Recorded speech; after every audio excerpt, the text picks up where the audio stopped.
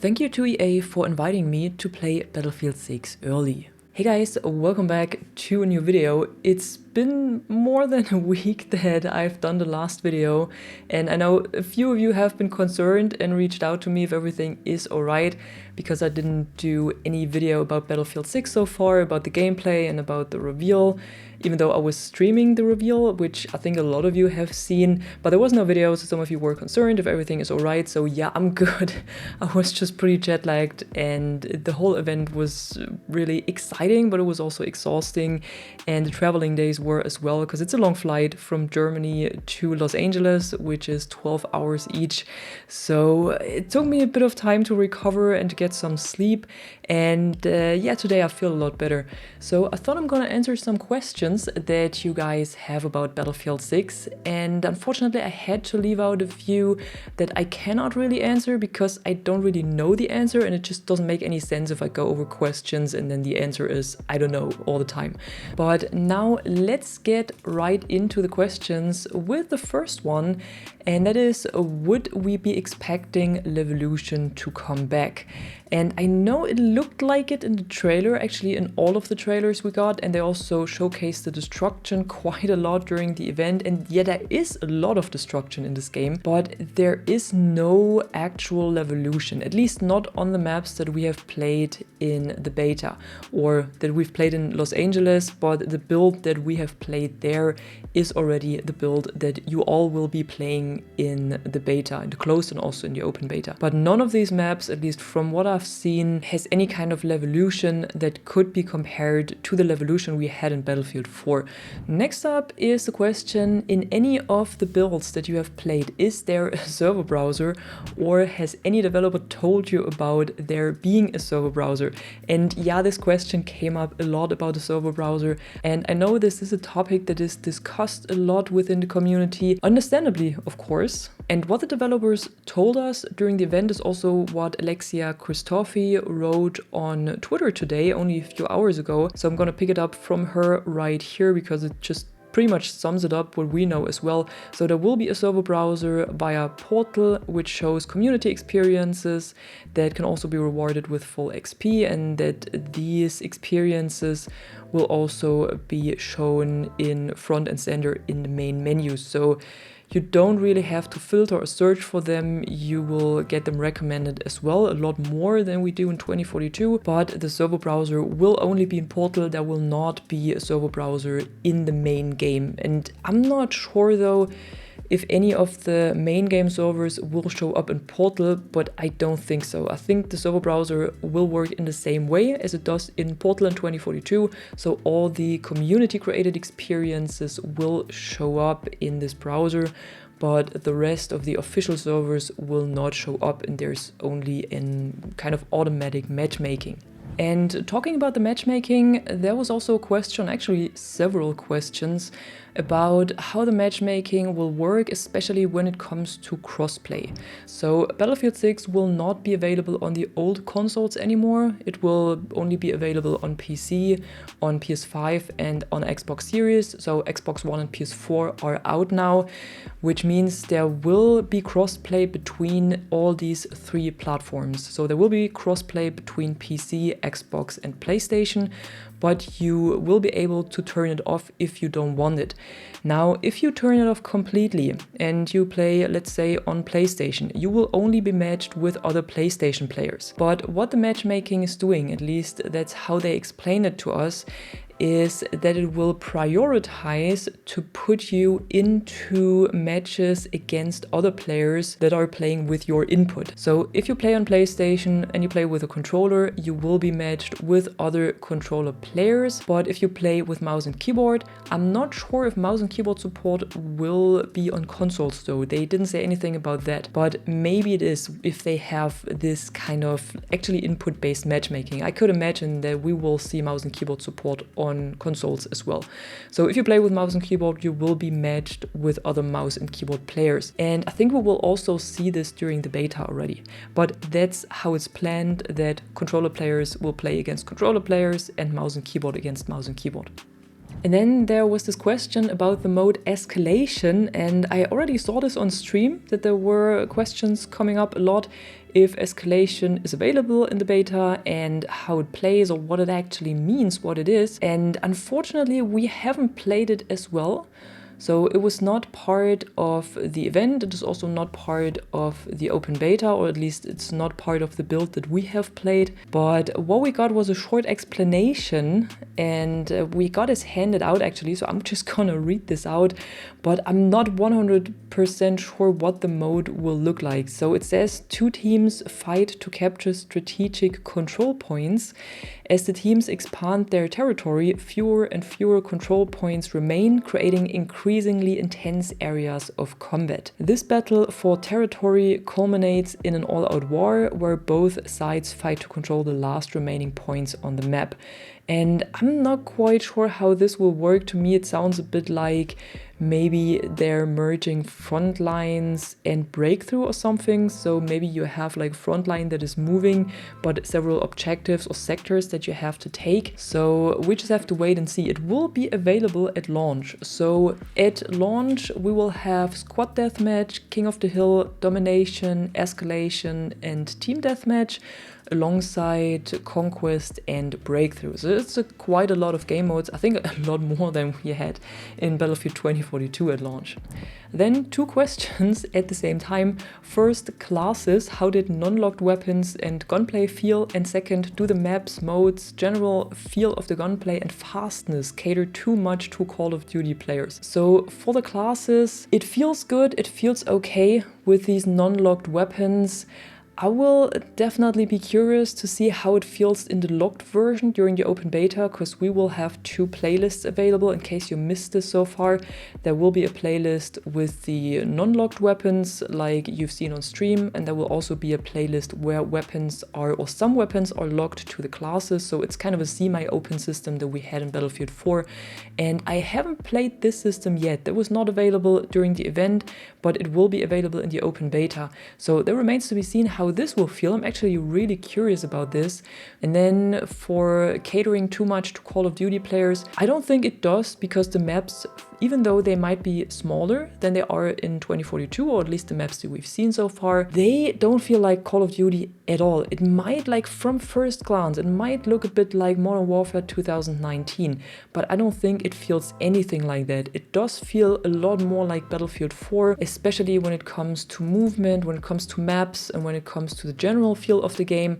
When it comes to gunplay, yes, it feels a bit closer to Call of Duty. I gotta admit that, especially to Modern Warfare 2019, but I actually like the gunplay over there, so I'm not mad that the new Battlefield 6 gunplay feels like this as well. And I think it fits the game, so it's not necessarily bad if it feels more Call of Duty-like in this case, but the movement does not feel fast or anything Call of Duty-like. And there was also actually a separate question that came up compared to previous titles. How does the movement feel and how fast or slow does the gameplay feel?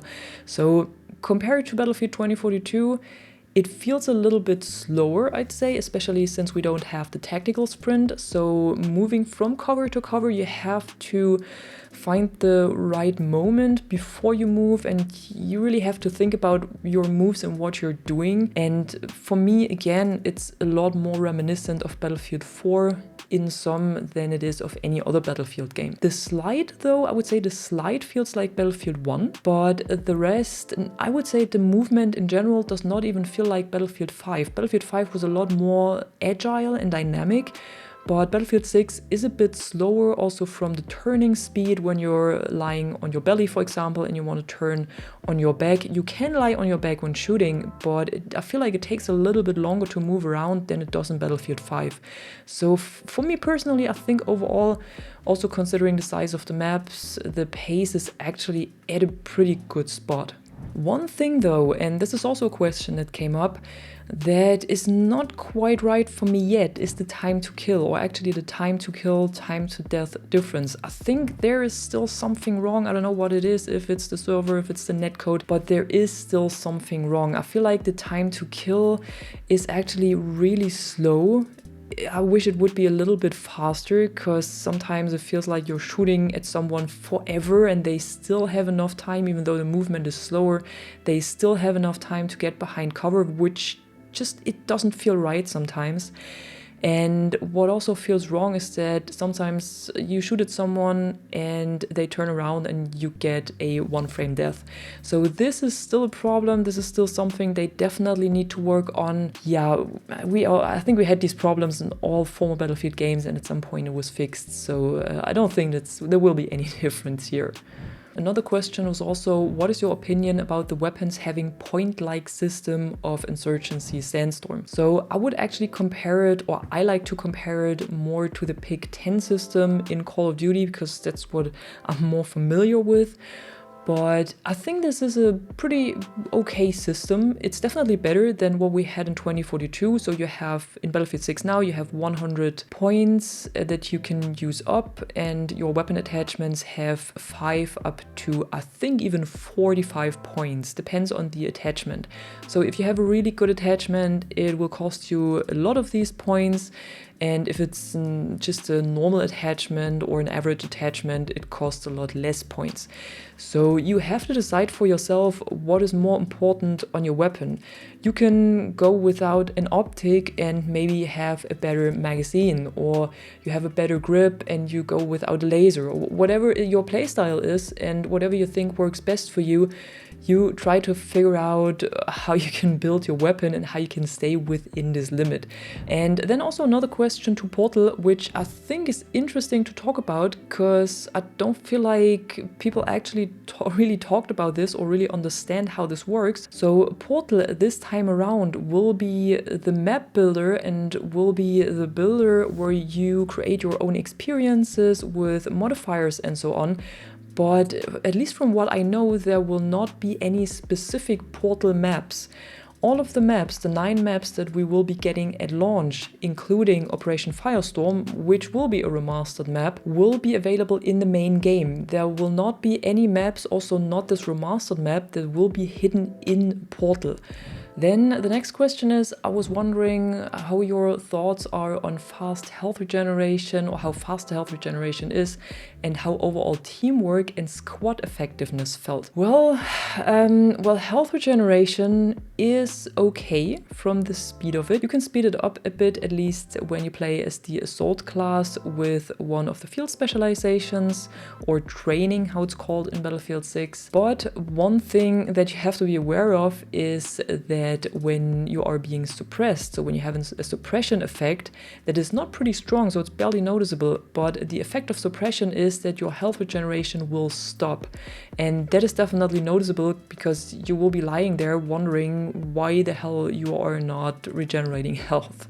So this might be something that you're noticing, but overall, if you're not being shot at, the health regeneration is pretty okay. The overall teamwork, well, I think it remains to be seen how fast people pick up the game and get into it, especially also new players. I think the game has everything you need to be effective as a squad and to have a good teamwork. It has ways to communicate with your team over the Comoros, for example. You can ping, you can spot, you can give orders as a squad leader. That's all the things you can do that we know from former Battlefield games as well. So you can heal, you can revive, you can drag and revive, which is absolutely a game changer in my opinion, as when you play as a medic, because you don't have to rush out and try to revive someone in full fire, but you can actually just drag them away and then revive them in safety, which feels so good. Now are a few other things here and there that I will be going into in a things you didn't know you can do video. And yeah, overall, if you have a good squad and if people do understand how the game works, the game has everything you need to have good team and squad play. The question, of course, as always, is will people use it or not? That remains to be seen, but if you have a good squad, it's definitely fun to play, and you can play in a squad and support each other. And then another question that was also asked a lot is if they will fill up the servers with bots again like they did in Battlefield 2042. And I can only say from the open beta experience or from the event experience that there were no bots on the servers. So the servers were all filled up only with real players, and if players were missing, you just had missing players, so you only had a lower player count on this server, but they were not filled up with bots, at least from what I've seen. I'm sure you can make experiences where you can use bots or where you can fill up your server with bots so that it's at least full until more people or more actual players join, but on the official servers it doesn't seem like they're filling them up with bots again. Then another quick question that actually also came up a lot. Don't really know why this is so interesting, but will Recon have a spawn beacon again? Yes, of course. Recon class has a spawn beacon. It's not the class gadget, so it's not always equipped. The class gadget of the Recon class is the Tox, so the spotting gadget that you place and then it recognizes enemy movement. But the spawn beacon is a gadget that you can equip as a Recon. You don't have to equip it though, but you can equip it and you can use it and then your squad members can spawn on it. Next question is, does Battlefield 6 have stationary weapons, and what kind of weapons do we have against OP helicopters? So what I've seen is that on the one map at least that is available in the open beta that has air vehicles, there were stationary AA guns in both HQs of both teams. So as a helicopter pilot and also as a jet pilot, you have to be really careful when moving around those enemy HQs, because there might be someone in the AA shooting you down, which happened to me unfortunately. And there are also, against ground vehicles, there are also stationary AT weapons that I think I found them mostly around the objective areas. I'm not sure they are marked on the maps though. I haven't paid attention to this, gotta be honest. But I found them, and I think once you got some more map knowledge, you always know where they are. Are vehicles OP? I would say no. It feels kind of balanced. Also the helicopters, you can shoot them down pretty easy. You can deal damage to helicopters with all weapon calibers. I was mostly shooting at them with LMGs and that dealt damage. So you can shoot them down pretty fast actually if the pilot is not aware of what's going on. So it doesn't seem like as much of a threat as it was in Battlefield 4 or also sometimes in Battlefield 2042. But I think this remains to be seen. Once you are in a lobby with a really good pilot, it might look a bit different. So we will see how OP the helicopters are. From my experience, they're not. Also, the ground vehicles are not, especially since the engineer class has a lot of firepower. And once you have like 3 engineers looking at you as a tank driver, it's basically game over. So you really have to think about your next moves as a pilot and also as a tank driver. So this seems to be pretty well balanced between infantry and vehicles so far. And then we also have another question about the firing range. Is there a firing range test map like in Battlefield 4 to test guns, vehicles and helicopters? Yes, there is a firing range, but unfortunately only for the weapons. So it's similar to Call of Duty, also to Delta Force. You have this test range where you can shoot at targets, but there is no actual test range for vehicles and helicopters like in Battlefield 4 or like we also had in Battlefield 5. I'm actually hoping they will still add this later on, because I think that's always a good thing, especially when you have to learn the tanks and the helicopters so you can try it out in a more safe environment instead of being in a multiplayer session. But for now, we only have the weapon test range. And then another quick question, is grenade throwback like in Battlefield 5? No, unfortunately, you cannot throw back grenades. At least I haven't seen it yet, and I have not seen any prompt when a grenade was lying in front of me that I could be able to throw it back. So this seems to be out of the game so far. I did like it. I liked it in Battlefield 2042 as well, so I was hoping they bring it back, but unfortunately not. Another thing that is also not back, I know this question came up a lot during the stream, is the plus menu. So the plus menu that you know from Battlefield 2042 and that some of you did like is not returning in Battlefield 6. Then another question is, how does it feel compared to Battlefield 3 and 4? And I'm always saying, like, no matter which iteration of this game I played, for me it always felt like a modern version of Battlefield 4. Just from the overall feel, from the pacing, just everything, the Battlefield feel, you know, it always felt like a new version of Battlefield 4, a more advanced version of Battlefield 4, if you will. And like I said, I've played this game at a state where it was mostly just white and gray boxes, and even back then it already felt more like a Battlefield than Battlefield 2042 ever did. And yeah, that was it for today. I really only picked a few questions, but I will be streaming tomorrow, so there will be more streams, of course, over the open beta weekends. And I will answer a lot more questions. Also, you can write down questions below this video. Maybe I'm gonna do another one if there's a lot more questions coming up. Or let me know in the comments below if you want to see some specific video about something specific that you want me to explain or whatever. Just let me know in the comments and I'll do my best to cover everything. But that was it for today. I hope you enjoyed the video, and if you did, be sure to drop a like and subscribe. And I'm gonna see you in the next one. I'm the Catwoman and you are awesome.